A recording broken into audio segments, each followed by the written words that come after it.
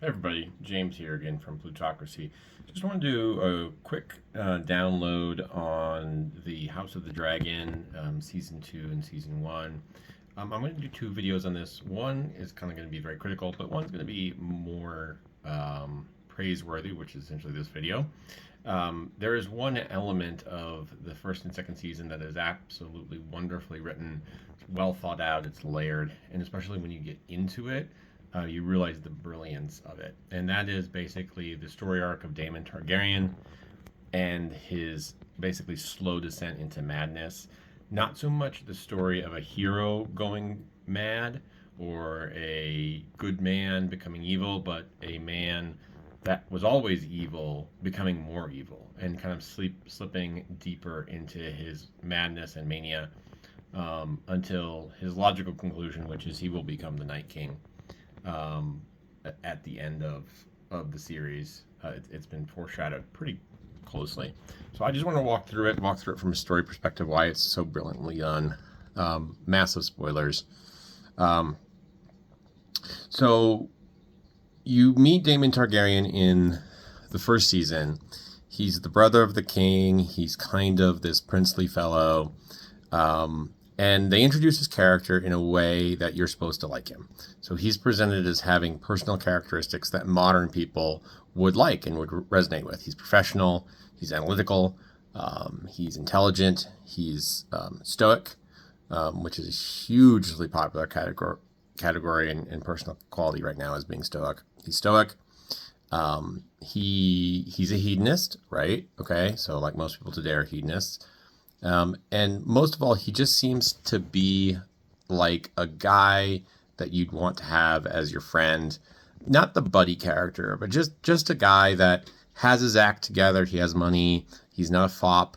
He's not a fop doodle. He's not a charlatan. He's not a craven. He's not a glutton. He's just a guy with privilege and power. So that's how he's introduced. And he's specifically introduced that way because the writers of his story arc want you to like him. It's pretty well known and pretty easy to understand that if you write a character or as a person, you display personal qualities that are valued by a society, that you're going to be well liked, often irregardless of your actions. So basically meaning you can be a thief, you could be a murderer, okay, you could be a terrible person, but if you have the personal characteristics of that society that the people like and respect, they're going to love you.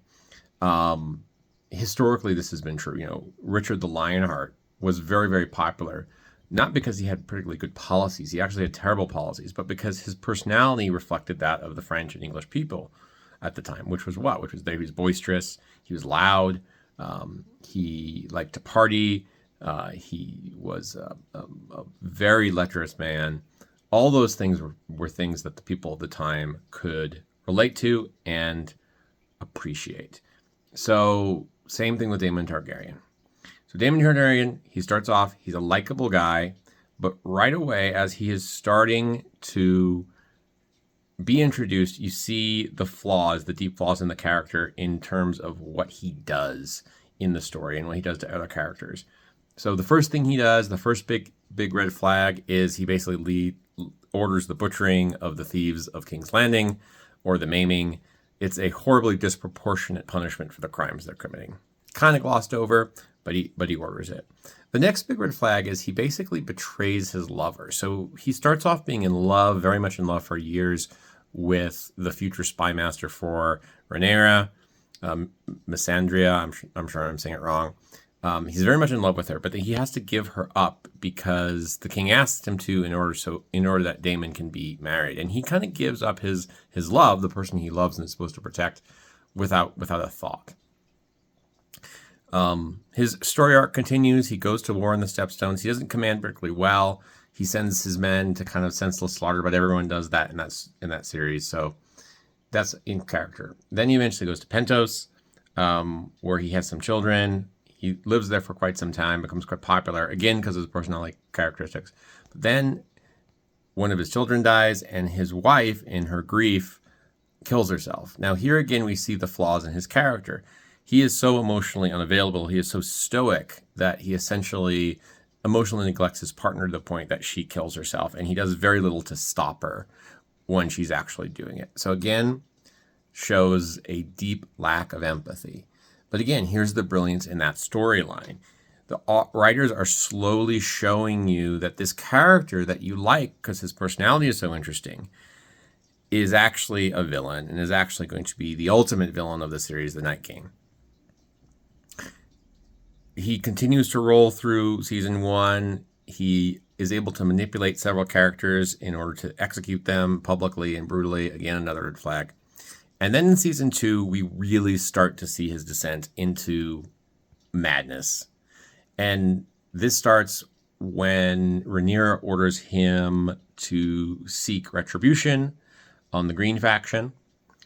And he hires Blood and Cheese to sneak into the Red Keep and to kill essentially a Green faction male heir. They're specifically going for Aemon, but they can't find him, and so the assassins end up murdering a 4-year-old boy, the prince. Now, Daemon didn't specifically order them to do that, but he didn't actually order them not to do it either. And then after it was done, he showed no repentance for it whatsoever. So this horrific act, which is put in there by the writers to show you a bit of how the Green faction and the Black faction both do horrible things. This act by Daemon, again, shows the madness of the prince. And I'm going to do a completely separate video on the problems in the Green faction and the Black faction story right now as it's being written and why it's so confusing. But this one part of it, where they show the depravities of both sides, is done very well. So now Daemon, he gets in odds with his wife, the queen, Rhaenyra. Again, he betrays another woman that's close to him by essentially just leaving her in the dust. He goes to the Riverlands. He lands in Harrenhal, where again, we see more of the descent into madness. He starts seeing visions. He starts seeing ghosts. The ghosts of his previous victims start haunting him. Again, showing that he's having this kind of ethereal connection to the other world being built up slowly over time. He continues his craven, brutal behavior. He essentially orders 2 houses to fight one another. And then when it's expedient to him, he again betrays and then executes the man that he had ordered to, attack another house in the Riverlands. Again, we see the slow descent into madness. It's actually a very brilliant story arc. The season finishes off with, again, a big kind of build up that he might betray Rhaenyra. He doesn't betray Rhaenyra, but you see the manipulative seeds within him. He is always manipulating the people around him for his own glory, to gain power at any cost. He has friends, but those friends are just ornaments to him that he will betray and he will cast aside the second he needs to gain more power and privilege. Now, I expect in the next seasons, this behavior is only going to continue and continue and continue until the eventual resolution, again, spoilers, where he is killed in the Battle of the God's Eye and disappears mysteriously in the books, which I believe in the show they will show him going north and becoming the Night King. And fun fact, there's actually 2 Night Kings. There's the original Night King from the Long Night that was actually killed in the Age of Heroes, and then there's the new Night King, which will be Daemon Targaryen. This would also explain why the Night King in Game of Thrones is immune to fire, because Daemon Targaryen is immune to fire, and also why the Night King seems to understand the politics of Westeros so well, and seems to have this strange link to the Targaryen dynasty because he himself is Targaryen. Now, as a writer and as a fan, I want to say that this is actually a brilliant storyline and a brilliant story arc. The show House of Dragon has gotten a lot of criticism for its porous and terrible plot, and that's true, but this one part of it is actually brilliantly done. In fact, it's so brilliantly done that I don't think people realize how good it is, because everyone's focusing on the other parts of the story and how it reflects mainly to our ridiculous culture wars in this country. But what the writer of this story arc, and you'll never really know who wrote this story arc because of the way that writer credits are shared now, but whoever actually wrote this did a really good job. What they are showing the audience is that not the tired trope of a good man turning bad, right? The fallen hero. They are showing the more realistic trope of someone who was always bad becoming worse, like the descent of a serial killer.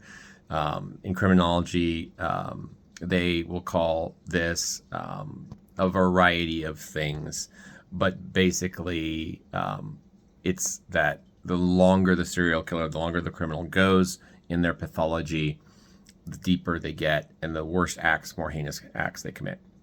And that's a very realistic story arc. We've seen that time and time again in history with horrible groups like the Janjaweed or the Interahamwe, the SS. These people that were involved were never good people. They were never the hero. They were always the villain. Indeed, if you look historically at something like the SS, a lot of the SS officers were part of a group called the Freikorps at the end of World War I, and the goal of the Freikorps was essentially just to intimidate communists, kill Jews, and commit military atrocities.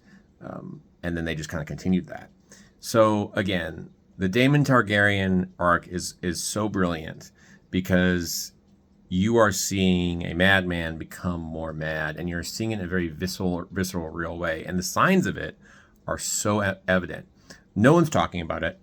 But I highly recommend that you rewatch these series and maybe just fast forward through and only watch the Daemon Targaryen scenes. And you will just see so clearly this arc of his where he starts off kind of bad, kind of a villain, and he's gradually becoming a total scoundrel, an absolute monster.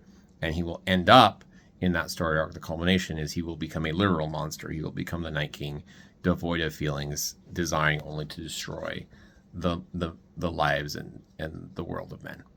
Thanks.